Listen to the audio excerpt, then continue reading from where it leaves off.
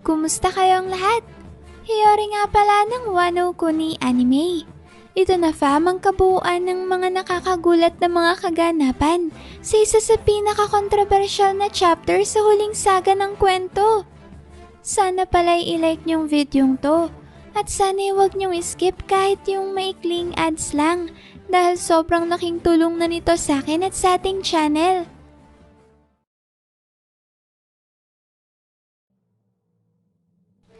Unahin natin fam ang pinakabagong edisyon ng Onichild Yamato's Golden Harvest Surrogate Pilgrimage cover story. Sa ikawalong edisyon nga ng cover story na to ni Yamato, ay nagumpisa na sa wakas ang kanyang paglalakbay para libutin ang buong Wano. Pagkatapos na daanan ni Yamato ang ilan sa kanyang mga kaibigan katulad ni Momonosuke, Kinemon, Hiyori at Nekomamushi, ay makikita natin itong nilisan ng Flower Capital at ngayon ay naglalakad habang kumakain ng bento.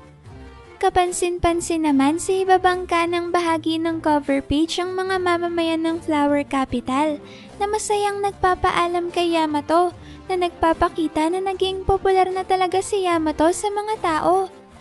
Mukhang natupad na talaga kay Yamato ang taglay nitong devil fruit na Inu-Inu no Mi model Okuchi no Makami na isang mythical Zoan devil fruit at siyang tinuturing na guardian deity ng bayan ng Wano.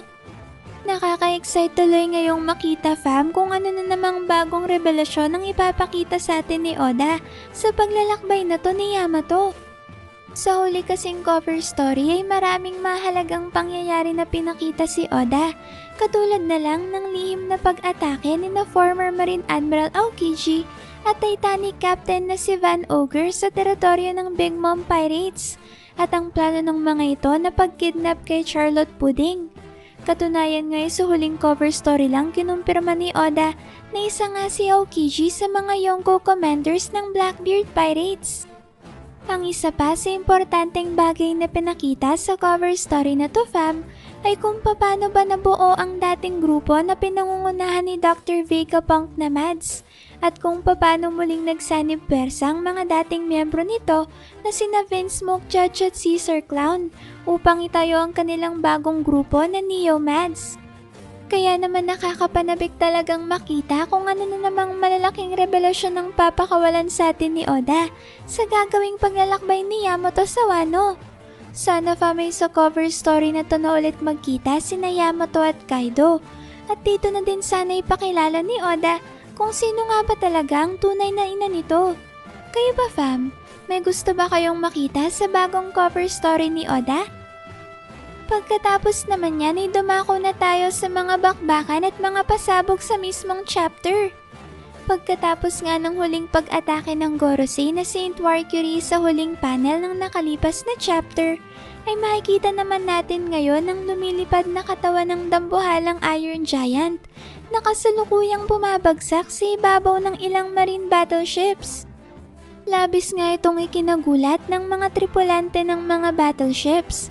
Kaya hindi na sila nakapag-isip pa at mabilis na lamang na tumalon papunta sa tubig upang makaiwas sila sa pagbagsak ng Iron Giant at hindi sila madamay sa paglubog ng kanilang mga barko.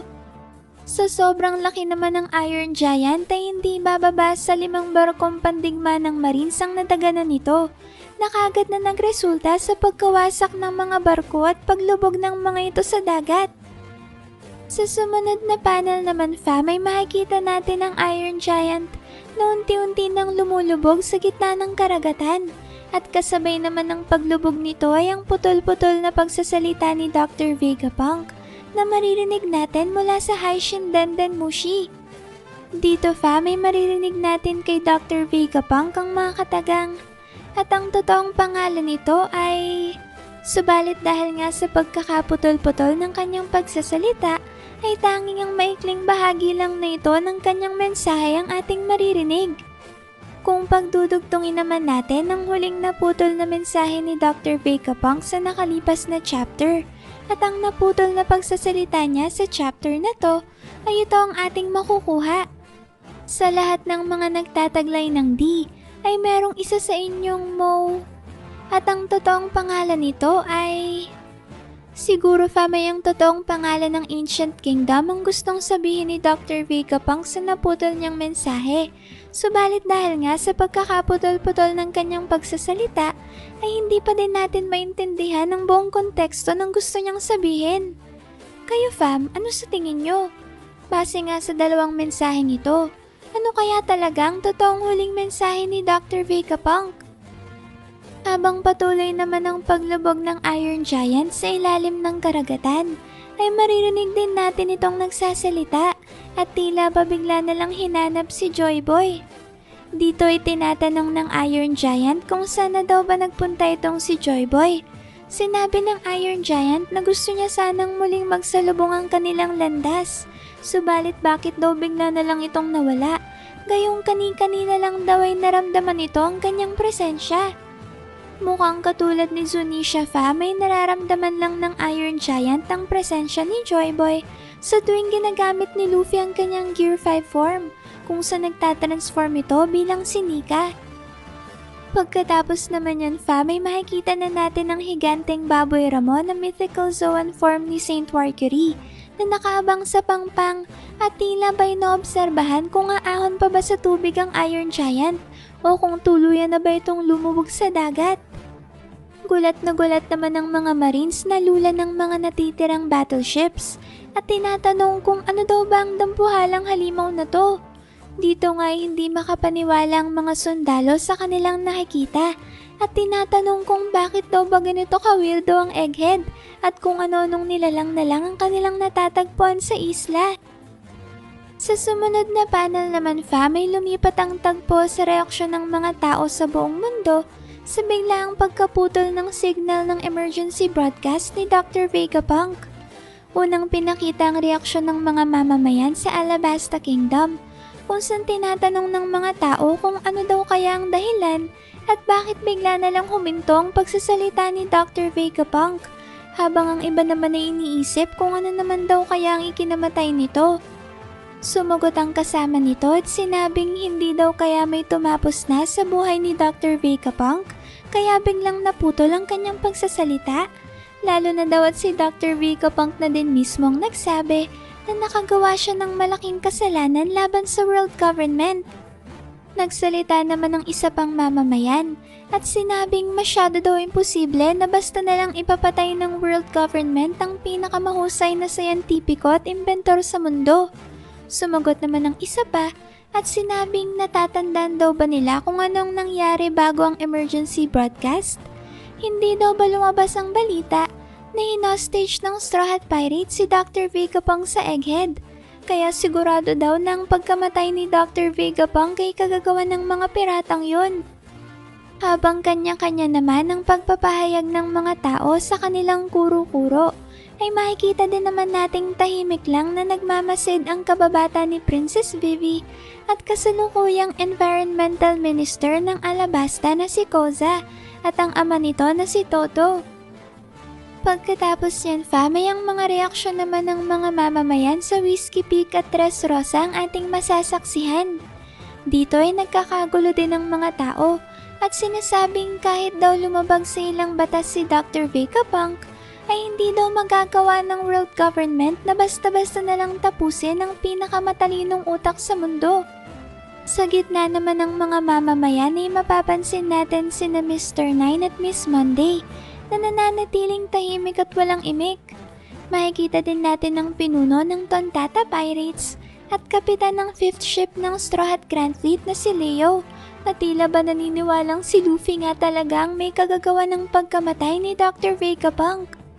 Mukha namang nainis ang Crown Princess ng Dressrosa na si Rebecca dahil sa pagiging masyadong mapaniwalain itong si Leo. At sa dulo ng panel ay muli nang bumalik sa Egghead ang chapter kung saan maririnig natin ang tinig ng 5 elders na tinatawagan ng Tridor na Vegapunk clone na si York.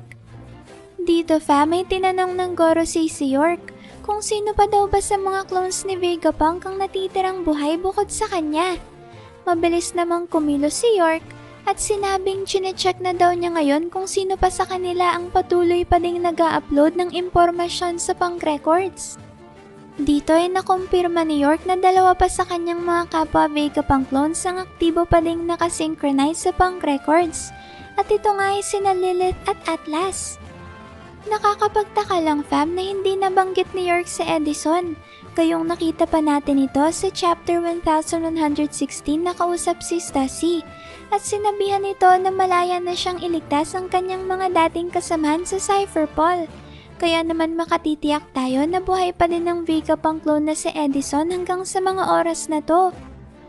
Sa sumunod na panel naman ay mas idinitalya pa ni York kung saan matatagpuan ng 5 elders sina Lilith at Atlas.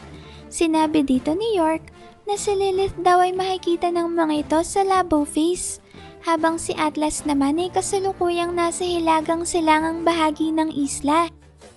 Pagkatapos nito ay pinag-usapan ng 5 elders kung ano daw ba ang kanilang gagawin sa mga natitirang clones ni Dr. Vegapunk. Iniisip ng mga ito kung ito na ba ang oras para tapusin na nila ang mga ito. Dito ay nirekomenda ng isa sa kanila na tapusin na ang iba pang mga Vegapunk clones at tanging si York lang ang itirang buhay. Sinabi nito na nakaprogram daw ang Punk Records na magpatuloy sa pag-iimbak ng mga impormasyon kahit na matapos pa ang buhay ni Dr. Vegapunk. Kaya naman mapapakinabangan pa nila ang Punk Records sa pamamagitan ni York, habang ang dalawa namang natitirang clones ay wala nang silbi para sa kanila. Pagkatapos yan fam ay lumipat naman ang eksena sa hilagang silangang baybayin ng isla, kung saan nakadaong ang barko ng Giant Warrior Pirates. Dito ay makikita natin kung gaano talaga kalaki ang barko ng mga Giants. At sa laki nga nito ay nagmistulang mga laroang papel na bangkalang ang mga battleships ng mga Marines na nakapalibot dito ngayon. Kasabay naman yan fam ay maririnig natin ang tinig ng kapitan ng mga Giants na sina Dory at Brogy, na sinabihan ng kanilang crew na maglayag na dahil kailangan na nilang makaalis ngayon sa Egghead. Dito na nga magkakasamang tumalon sa kanilang barko sina Luffy at ang dalawang Giant Captains na masaya namang winelcome ng kanilang crew.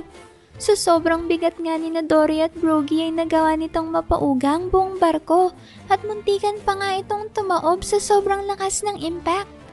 Sinabi dito ng Giant Warrior crew na mabuti daw at nagawang makarating ng ligtas ng kanilang mga kapitan. Sumagot naman si Brogy at sinabing syempre naman, habang si Bonnie naman ay excited na binati at sinalubong ang pagbabalik ni Luffy. Sa sumunod na panel naman ay makikita natin na tuwang-tuwa si Luffy dahil ngayon ay nakasakay na siya sa maalamat na barko ng Giant Warrior Pirates. Sobrang napabilib nga si Luffy dahil hindi niya akalaing ganito pala kalaki ang barkong ito. Pagkatapos yan fam ay napansin ni Luffy na hindi pa pala nila kasama ngayon sina Usopp at Chopper, kaya hinanap niya ang mga ito kay Sanji. Bigla namang lumipat ang eksena sa sunod na panel, at dito ay makikita naman natin sina Vice Admiral Doll at Vice Admiral Bluegrass, na ngayon ay nag-transform sa pagiging mga musmos na bata. Dito ay galit na galit si Vice Admiral Doll at minura pa nga niya si Bonnie dahil sa ginawa nito sa kanila. Pinuri naman ni Vice Admiral Bluegrass ang tagline na Devil Fruit ability ni Bonnie at sinabing pambihira at kakaiba daw talaga ang kakayahan nito.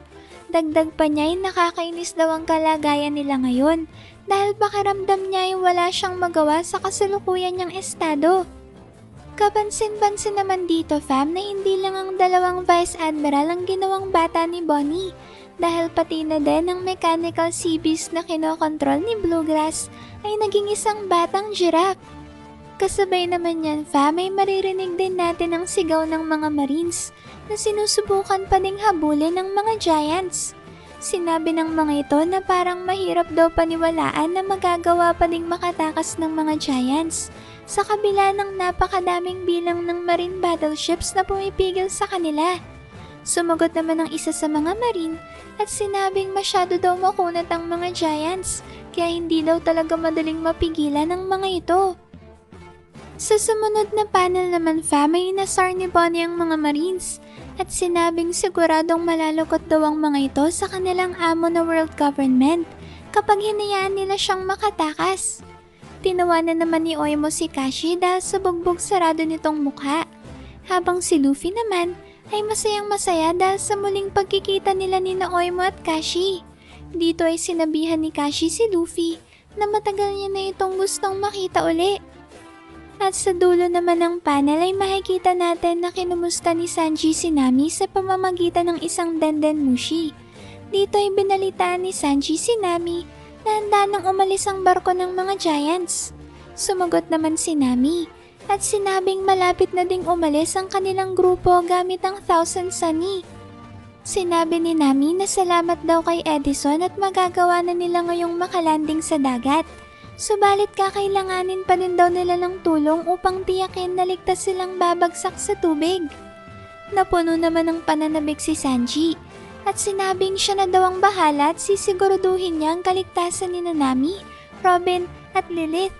Sinabi nito na kahit pa lumubog sa kailaliman ng karagatan ng tatlong dalaga, ay wala daw makakapigil sa kanya na saklolohan ng mga ito. Galit na galit namang sumagot si Usopp at pasigaw na kinwestiyon si Sanji kung bakit puro ang mga babae lang at hindi silang lahat ang kanyang ililigtas. Sumagot naman si Frankie at sinabing siya na daw ang bahala sa Thousand Sunny dahil sisiguraduhin niya daw na wala itong tatanggaping anumang pinsala. Muli namang napasigaw sa sobrang inis si Usopp dahil sa pagbaliwala sa kanya ng kanyang mga kapwa Straw Hats. Sa dulo naman ng panel fam ay may bigla silang napansin na malaking bagay na lumilipad sa ibabaw ng barko ng mga Giants. At dito na nga natin makikita na ang dambuhalang mythical Zoan form pala ni Saint Mars ang papalapit na ngayon sa grupo ni na Luffy. Napagtanto nga ni Sanji na isang halimaw na ito sa mga miyembro ng Gorosei at sinabing mukhang hindi daw para talaga sila planong tigilan ng mga ito. Pagkatapos yan fam ay bigla na lang pinakita si Luffy na ngayon ay nilalantakan na pala ang mga pagkain sa kusina ng barko ng Giants. Kagad namang nakilala ng chef ng crew na si Luffy ang individual na ito. Nasabihan na daw kasi siya ng kanilang kapitan tungkol sa malakas na appetite ni Luffy kaya naghanda na talaga siya ng madaming pagkain. Ganun pa man ay hindi inaasahan ng Giant Chef na si Luffy lang palang kakain ng lahat ng kanyang mga niluto dahil inaasahan niya na para sa buong crew ang mga pagkain na ito. Humingi naman ng tawad si Luffy at nakiusap na kung maaari ay magluto na lang ulit ang Giant Chef para sa kakainin nila mamaya dahil kailangan niya daw talagang kumain ngayon para makapag-recharge. Natawa naman ng Giant Chef dahil nga sa pambihirang appetite na pinapakita ngayon ni Luffy.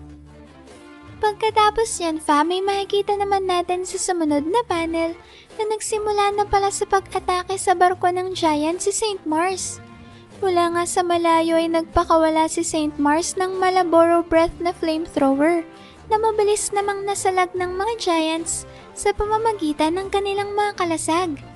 Sinabi ng mga Giants na kailangan nilang maprotektahan ang grupo ni na Luffy na tinawag naman nilang Little People. Subalit sa kabila nga ng pagsalag ng mga Giants sa Maladragon na flamethrower na binuga ni Saint Mars ay nagawa pa ding kumalat ng apoy na nagdulot ng pagkasunog ng ilang bahagi ng kanilang barko. Dahil dito ay nagmadali ang Giant Warrior Pirate Crew na pulahin ang sunog sa barko upang wag nang kumalat pa ang apoy dahil baka maabot ng sunog ang kanilang layag. Makikita naman natin dito na kahit ang kampo ng Marines ay nabigla din sa ginawang pag-atake na ito ni Saint Mars. Napatanong pa nga ang ilan sa mga ito kung isa daw bang halimaw na ibon ang nakita nilang umatake sa mga Giants. Nagpasalamat naman si Sanji sa mga Giants sa ginawa nilang pagpoprotekta sa kanila. Mabilis namang kumilos sina Bonnie at Atlas upang kagad na mailipat ang katawan ni Kuma sa mas ligtas na bahagi ng barko. Makikita din natin ang mga Giants na sumalag sa atake ni Saint Mars kanina na ngayon ay nagpapagulong-gulong na sa sahig dahil kasalukuyan na ding nasusunog ang kanilang katawan. Ibang klase din talaga ang perasang taglay ng mga atake ng Gorosei fam, no? At sobrang laking pinsala ng nagagawa ng mga ito. Dahil nga dito ay nasabi ni Brogy na hindi na nila maaari pang baliwalain pa ang 5 elders. Sumagot naman si Dory at sinabing kung may kakayahan daw na makalipad ang Gorosei ay magagawa silang habulin ng mga ito hanggang sa dulo ng mundo. Pagkasabi naman ito ng dalawang giant captains ay bigla na lang nating maririnig ang nakakakilabot na tinig ni Saint Mars na sinasabing walang kahit isa sa grupo ng Straw Hats at mga Giants ang maaring makatakas sa isla. Matapos nga itong masabi ni Saint Mars ay tila ba may napansin naman itong si Frankie. Yun pala may isang malakas na lindol na bigla na lang nagpayanig sa karagatan ng Egghead ngayon. At sa sobrang lakas nga ng alon na nalilikha ng matinding lindol, ay halos tumuob na ang mga battleship ng Marines, pati na din ang barko ng mga Giants. Sa dulo naman ng eksenang ito ay maririnig natin si Luffy, na sinasabing puno ng kanyang tiyan, kaya titigil na siya ngayon sa pagkain. Inisip naman ng mga Marines na ang malakas na lindol na nararamdaman nila ngayon ay ang katuparan ng sinabi ni Dr. Vegapunk, na malapit nang lumubog sa karagatan ng buong mundo. Pagkatapos niyan, ay may bigla namang umagaw sa atensyon ni Saint Mars. At ito nga yung pagbabalik ni Luffy sa kanyang Gear 5 form.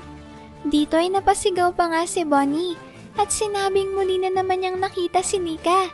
Sumagot naman si Luffy at sinabing hindi niya daw talaga kilala kung sino ba ang Nika na sinasabi nitong si Bonnie.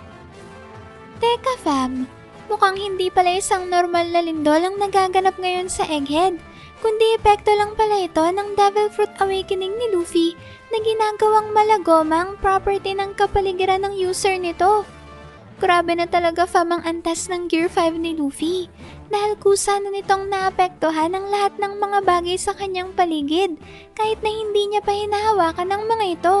Katulad na lang ng karagatan na bigla na lang nagmistulang goma na siyang ang yumuyugyog ngayon sa mga marine battleships na nakapaligid sa isla. Sa sumunod na panel naman may makikita natin sina Dory at Brogy na bigla na lang napasayaw dahil sa tunog ng Drums of Liberation na tumutugtog sa tuwing ginagamit ni Luffy ang Gear 5. Dito ay tumatawang sinabi ni Dory na hindi niya daw mapigilang sumayaw sa ritmo ng tunog ng tambol. Habang tumatawa naman sa pagsasayaw si Brogy, ay pinagalitan nito si Dory at tinanong ito kung sino daw ang mag-aapula sa sunog sa kanilang barko kung pareho silang abala sa pagsasayaw. Pagkatapos yan may niyaya naman ni Luffy si Bonnie na sabay nilang gulpihin ang Gorosei. Sumagot naman si Bonnie at sinabing gusto niya daw sanang tumulong kay Luffy. Subalit hindi niya daw kayang makipagsabayan sa Gear 5 form nito. Sumagot naman si Luffy at sinabihan si Bonnie na bagaman hindi niya alam kung paano gumagana ang Devil Fruit ability nito, ay nakakasiguro daw siya na kaya ni Bonnie na lumebel sa kanya. Habang sinasabi nga ito ni Luffy ay naalala naman ni Bonnie ang pagkakataon nung sinabi ni Luffy na naaabot niya ang Gear 5 sa tuwing pinakamalaya ang kanyang pakiramdam. Dahil dito ay unti-unting sinubukan ni Bonnie na gayahin ang Gear 5 form ni Luffy. At habang ginagawa ito ni Bonnie, ay kasabay namang sumagi sa alaala ni Kuma ang ipinangako nito sa puntod ng kanyang matalik na kaibigan na si Ginny na gagawin niyang lahat ng kanyang makakaya upang mapalaki na isang mabuting bata ang anak nito na si Bonnie. At sa isang ang nakakamanghang double page ay matagumpay na nakapag-transform sa Gear 5 si Bonnie sa pamamagitan ng kanyang Toshi Toshi no Mi Devil Fruit ability. Gamit nga ang kanyang technique na Distortion Future, ay inisip ni Bonnie na magkaroon ng kinabukasan kung saan siya pinakamalaya na nagbigay naman sa kanya ng higanteng Gear 5 transformation.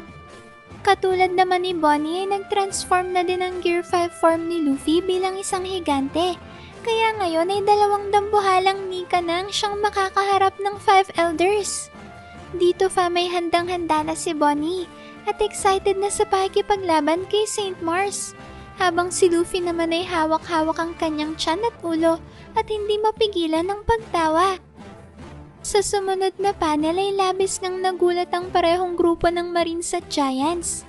Dito hindi makapaniwala ang Giant Warrior Pirates na meron na ngayong dalawang Nika.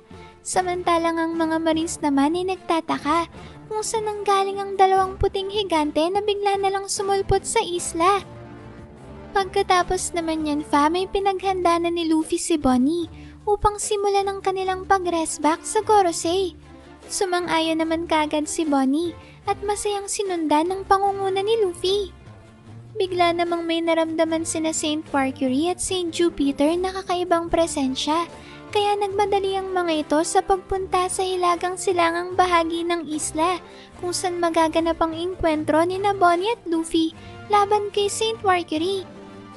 Sa dulo naman ng chapter ay makikita natin na bigla na lang nabuhayan ng loob ang Iron Giant habang sinasabi ang mga katagang, "Andyan ka na pala, Joy Boy." Ayan fam, mukhang hindi pala ibang karakter ang magiging reinforcement ni na Luffy, kundi si Bonnie pala mismong makakatulong niya sa pagharap nila sa Gorosei. At dahil nga papunta na ngayon sina Saint Mercury at Saint Jupiter sa kinaroroonan ni Saint Mars, ay nangangahulugang silang tatlong makakaharap ni na Luffy at Bonnie kasama ng iba pang Giants at Straw Hats. Habang sina Zoro at Jinbei naman ang nakikipaglaban ngayon kay Saint Noosuro. Ang tanong lang natin ngayon fam, ay sino naman kaya ang siyang haharap kay Saint Saturn? Dito na kaya ulit magaganap ang salpukang Sanji versus Saint Saturn, kagaya ng mga pagkakataong niligtas ni Sanji sina Kuma at Bonnie mula sa pag-atake nito? Sino naman kaya ang makakatulong ni Sanji sa paglaban nito kay Saint Saturn? At hanggang kailan kaya tatagal ang Gear 5 form ni na Luffy at Bonnie bago maubos ang kanilang lakas? Sapat na kaya ito para mapabagsak nilang 3 sa 5 elders? Mabuti na lang fam at malapit nang masagot ang mga katanungan natin yan dahil wala ulit break ang One Piece manga ngayong linggo. Tamang narinig nyo fam, 3 sunod-sunod na linggong walang break ang One Piece manga. Kaya naman dire-diretso lang ang mga pasabog at aksyon sa pinakapaborito nating anime at manga. Ano sa tingin nyo? Magagawa nga kaya ni na Luffy na matalo ang pinakamalalakas na individual sa world government na pumapangalawa lamang kay Im-sama? Ano ba kayang mga sorpresa ang inihanda ni Oda sa nalalapit na pagtatapos ng Egghead Arc? At kailan naman kaya kikilos itong si Dragon at palagi na lang siyang nahuhuli sa mga aksyon sa kwento? Maraming salamat fam sa solid at walang sawa ninyong pagsuporta sa ating channel. Sana'y palagi kayong ligtas at nasa mabuting kalagayan. Mag-ingat kayo palagi. See you on our next video and stay good fam!